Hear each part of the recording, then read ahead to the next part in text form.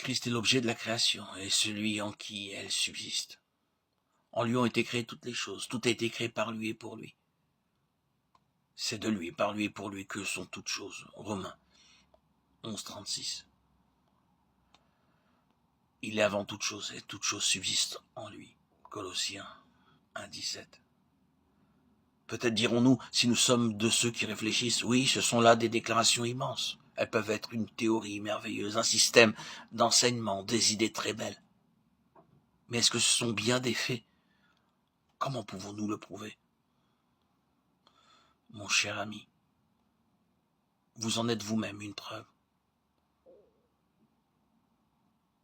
Dans cette réflexion, nous cherchons à découvrir la signification de la vie chrétienne.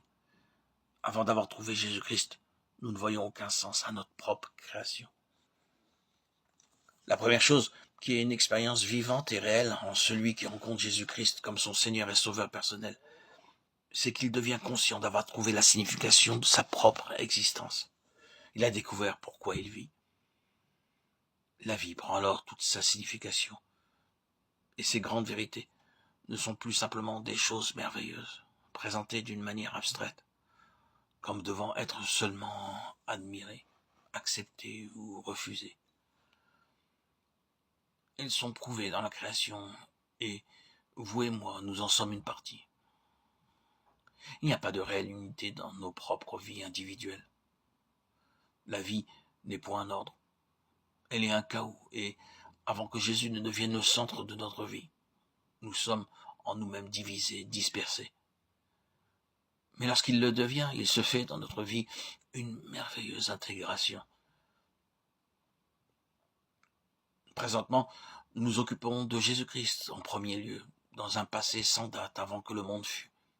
Et puis, comme l'agent est l'objet de la création et celui en qui elle subsiste, c'est de cela que ressort tout à fait clairement bien que simplement trois choses merveilleuses.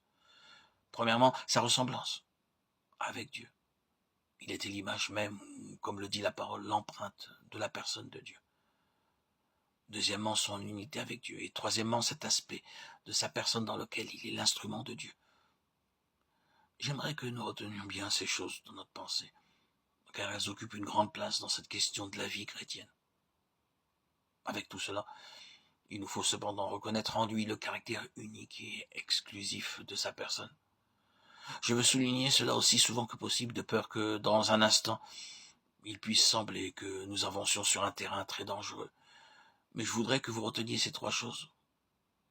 Ressemblance avec Dieu, unité avec Dieu, et instrument du dessein et de l'œuvre de Dieu.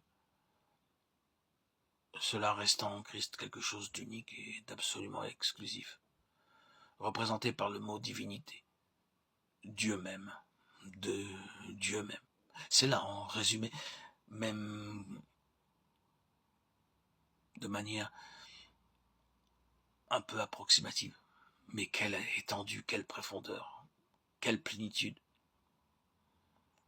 C'est là, en résumé, ce qui nous est dit de Jésus-Christ avant qu'il ne vînt dans ce monde.